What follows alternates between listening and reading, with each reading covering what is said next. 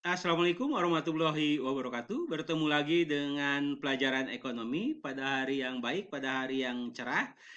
Semoga kalian sedang sehat-sehat saja, keluarga kalian juga sehat-sehat saja, terus dikarunia rezeki oleh Allah Subhanahu wa taala. Nah, pada kesempatan yang baik ini kita akan belajar faktor-faktor penyebab inflasi. Sebelum kita masuk ke materi, alangkah baiknya Bapak ingatkan pada kalian untuk mempersiapkan alat-alat tulis kalian di samping kalian sambil menonton video pembelajaran ini. Maksudnya apa? Nanti kalau ada yang mesti kalian pertanyakan atau kalian kurang memahami, maka kalian catatan-catatan itu bisa kita diskusikan lagi nanti di grup WhatsApp ya. Jadi persiapkan alat-alat tulisnya. Bismillahirrahmanirrahim. Kita mulai pembelajaran faktor-faktor penyebab inflasi. Nah, faktor-faktor penyebab inflasi itu ini sengaja Bapak tampilkan, ada ibu-ibu di pasar, ada uang. Nah, faktor penyebab inflasi ini nanti akan berkaitan dengan uang, akan berkaitan dengan harga-harga bahan pokok atau harga-harga yang harus kita beli. Nah, itu ya. Nah, apa tujuan pembelajarannya? Tujuan pembelajaran, kompetensi dasar yang diharapkan setelah kalian mempelajari ini bisa menganalisis inflasi, menyajikan hasil analisis tentang inflasi yang ada di sekitar kita. Nah, kita langsung ke pokok bahasan, pengertian inflasi. Inflasi adalah kenaikan harga secara umum dan terus-menerus dalam jangka waktu tertentu. Tertentu ini bisa 1 bulan, bisa 1 tahun. Terjadinya inflasi jika kenaikan harga meluas atau mengakibatkan kenaikan harga pada barang lainnya. Kalau kebalikan inflasi itu apa? Jika komunitas harga barang menurun dan mempengaruhi barang lainnya disebut deflasi ya. Kalau inflasi kenaikan harga-harga, kalau deflasi adanya penurunan harga-harga. Paham ya? Jadi ada inflasi, ada deflasi. Inflasi ya. Kalau kebalikan dari inflasi atau deflasi, jadi menurunnya harga barang-barang atau kebutuhan pokok. Nah, penyebab inflasi, kita kembali ke inflasi. Tarikan permintaan. Inflasi seperti ini terjadi karena adanya kenaikan permintaan untuk beberapa jenis barang ya. Bisa ada kenaikan. Nah, adanya kenaikan permintaan untuk beberapa jenis barang ya, bisa kita. Nah, dorongan biaya produksi. Inflasi seperti ini terjadi karena adanya kenaikan biaya produksi. Kenaikan biaya produksi karena kenaikan harga bahan baku, misalnya karena kenaikan bahan bakar minyak ya. Kalau harga-harga bahan baku, Bapak Ibu yang berjualan di kantin naik, maka secara otomatis harga-harga di kantin juga ikut naik ya. Selain itu, penyebab inflasi, jumlah uang yang beredar bertambah. Jika barang yang beredar tetap, sedangkan uang yang beredar bertambah 2 kali lipat, harga akan bertambah 2 kali lipat. Misalnya, sistem anggaran defisit. Kekurangan anggaran ditutup dengan mencetak uang baru mengakibatkan harga-harga naik ya. Jadi kalau uang yang beredar di masyarakat banyak, maka cenderung harga-harga naik ya, itu ya. Jadi penyebab inflasi, tarikan permintaan, dorongan biaya produksi, jumlah uang yang beredar bertambah. Tingkat inflasi, ada 4 tingkat inflasi, ada inflasi ringan, ada inflasi sedang, ada inflasi berat, nih berat. Inflasi ringan itu yang bagaimana? Tidak begitu mengganggu perekonomian nasional. Kalau inflasi sedang, inflasi belum membahayakan perekonomian negara, namun menurunkan kesejahteraan orang berpenghasilan tetap. Ada juga inflasi berat. Inflasi berat itu menimbulkan kekacauan perekonomian negara.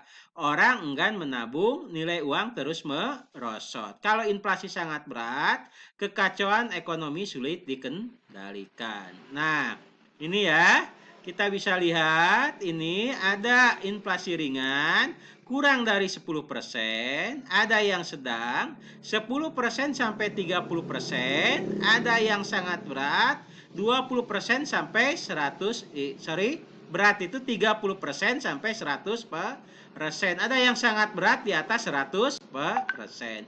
Jadi kalau sedang itu 10% sampai 30%. Apa maksud 10% sampai 30%? Jika harga-harga naik, nilainya atau harganya 10% atau 30%. Contohnya apa? Kalian beli mie ayam yang tadinya 5.000 naik jadi 6.000. Nah, masuk kategori apa itu? Ya, itu bisa masuk kategori sedang ya. Oke. Inflasi berdasarkan sumbernya dalam negeri ya. Dalam negeri itu inflasi pertumbuhan uang yang beredar di masyarakat. Ya, inflasi berdasarkan sumbernya dalam negeri pertumbuhan uang yang beredar di masyarakat. Terjadinya gagal panen atau produksi sehingga harga-harga pangan menjadi naik. Kalau luar negeri, pembelian barang-barang dari luar negeri berpengaruh terhadap naiknya barang-barang industri dalam negeri. Naiknya harga-harga tersebut menyebabkan inflasi ya. Jadi kalau uang banyak itu yang beredar di masyarakat, sementara barang-barang sedikit itu akan menyebabkan inflasi karena nilai uang yang turun ya. Terjadinya gagal panen juga atau produksi bisa menjadi harga-harga pangan naik. Kalau harga-harga pangan naik, nilai uang menjadi turun, maka itu disebut inflasi.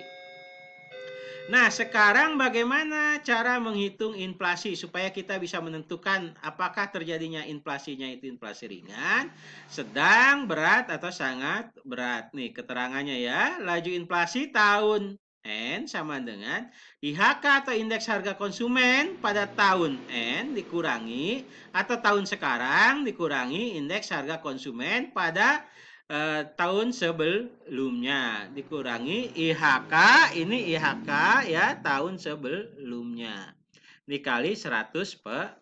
Contoh soal, pada tahun 2019 harga indeks harga konsumen 85.900 dan indeks harga konsumen tahun 2020 sebesar 94.000. Nah, ada kenaikan kan? Dari 85.900 ke 94.000. Angka indeks ditetapkan 100%. Laju inflasi tahun 2020 sama dengan 94.000 dikurangi 85.900 dibagi 85.900 dikali 100% sama dengan 9,43 ya. Nah, dari perhitungan ini persen ya, jadi 9,43%. Dari perhitungan indeks harga dapat disimpulkan tahun 2020 terjadi inflasi sebesar 9,43%. Apa artinya ini?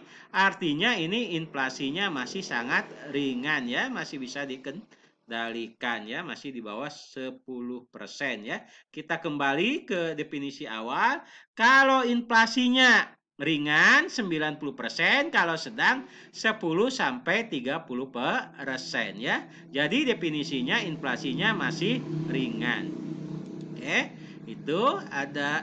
Nah, nanti bisa kalian contoh soalnya itu bisa kalian kerjakan ya supaya kalian bisa menghitung laju inflasi dan bisa menentukan berapa sih inflasi yang terjadi pada tahun ini atau pada bulan ini ya. Tergantung kita menghitungnya mau per tahun atau per bulan. Kalau ini menghitungnya per bulan ya.